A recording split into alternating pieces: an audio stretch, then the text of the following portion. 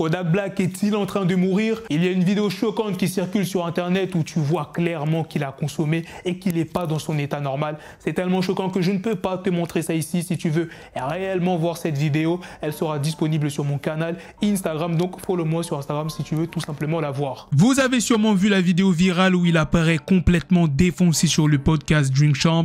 C'est choquant, triste et inquiétant à la fois. On va essayer de comprendre ce qui se passe avec lui et pourquoi il est dans cet état. Kodak Black n'est pas seulement connu pour sa musique, il est aussi connu pour ses problèmes judiciaires et ses scandales. Il a été accusé de VIO, tu connais la suite, en 2016 et a fait face à une charge de conduite sexuelle criminelle au premier degré en Caroline du Sud. Il a obtenu un accord de plaidé coupable en 2021 pour l'infraction moindre d'agression et a été condamné à une probation. En 2019, il a été arrêté pour avoir fait de fausses déclarations pour posséder des armes et a été condamné à près de 4 ans de prison fédérale. Sa peine a été commuée par le président Donald Trump en 2021. Mais ce n'est pas tout. Kodak Black est aussi un consommateur régulier de drogue, notamment de sirop à la codéine et de pilules.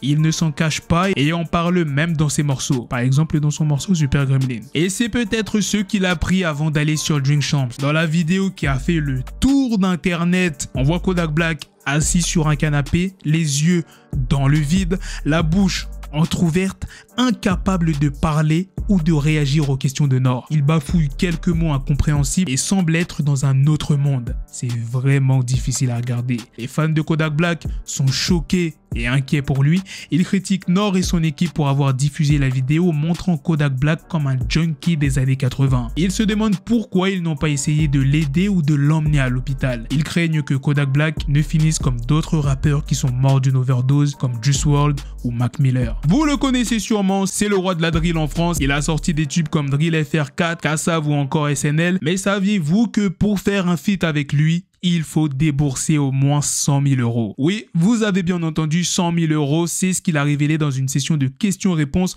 sur Instagram le week-end dernier. Mais pourquoi Gazo demande-t-il autant d'argent pour collaborer avec d'autres artistes? Eh bien, il y a plusieurs éléments de réponse à cette question. Tout d'abord, il faut savoir que Gazo est un rappeur très demandé. Depuis qu'il a explosé en 2021 avec son album Gazo, il a enchaîné les collaborations avec des artistes de renom comme Leto, Sidiki Diabaté, Karis ou encore Niska. Il a aussi fait sensation lors des festivals d'été où il a mis le feu à la foule avec ses morceaux énergiques et percutants. Bref, Gazo est un rappeur qui a du succès et qui attire donc beaucoup de propositions de feat. Mais Gazo n'accepte pas de faire un feat avec n'importe qui. Il a une vision artistique très précise et il ne veut pas se compromettre pour faire plaisir à l'industrie musicale. Il l'a dit lui-même dans une interview pour Rap Punchline, « Je fais pas de la musique pour plaire aux gens. Je fais de la musique pour moi. Je fais ce que je veux.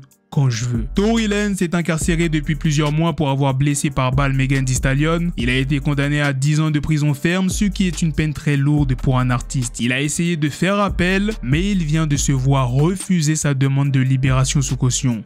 Le juge a estimé qu'il représentait toujours un danger pour la communauté. Pourquoi Jay-Z ne fait plus de musique? Est-ce qu'il a perdu l'envie? Est-ce qu'il a peur de ne plus être à la hauteur? Eh bien, pas tout à fait. Lors d'une interview pour CBS en octobre 2023, Jay-Z a révélé qu'il n'avait pas abandonné la musique, mais qu'il attendait le bon moment et la bonne inspiration pour revenir. Il a dit: « Je veux faire de la musique, mais je dois faire quelque chose d'impactant. Je ne veux pas juste faire un tas de morceaux, ça ne me servira pas. Ça doit vouloir dire quelque chose et signifier quelque chose pour les gens. 444 était une histoire personnelle, mais le degré de vulnérabilité qui s'y trouvait a permis à beaucoup de gens de l'explorer et de se l'approprier. Je ne fais pas activement de musique, je n'ai pas l'intention de faire un album, mais je ne pourrai jamais dire que je suis à la retraite. » Le samedi 28 octobre, le monde entier a assisté à un affrontement titanesque entre deux géants du ring, Tyson Fury, le champion du monde incontesté des poids lourds en boxe anglaise, et Francis Ngannou, l'ancien champion heavyweight de l'UFC, la plus grande organisation de MMA. C'était la première fois qu'un combattant MMA faisait la transition vers la boxe pour défier le roi de la discipline. Et le moins qu'on puisse dire, c'est que Ngannou a fait honneur à son surnom de Predator. Il a dominé Fury pendant les 12 rounds, le mettant au sol à plusieurs reprises et lui infligeant de nombreux coups puissants. Il a montré une technique impressionnante et une résistance résistance à toute épreuve. Mais malgré sa performance exceptionnelle, Ngannou n'a pas été déclaré vainqueur. Les juges ont accordé la victoire à Fury par décision partagée, avec 2 cartes en sa faveur et 1 en faveur de Ngannou. Cette décision a provoqué la colère et l'incompréhension du public, qui estimait que Ngannou avait largement mérité la victoire.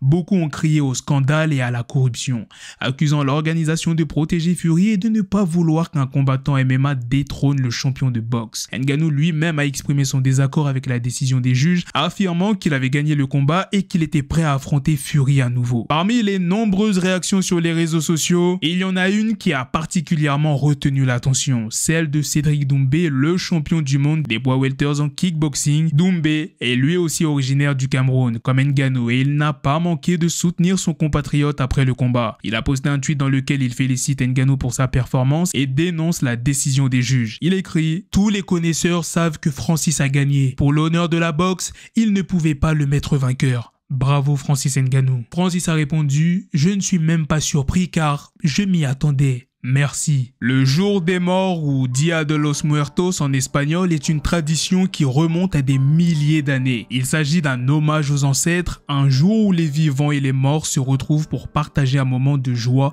et de souvenirs. Le jour des morts commence le 1er novembre et se termine le 2 novembre. Pendant ces 2 jours, on croit que les esprits des défunts reviennent chez eux pour passer du temps avec leur famille.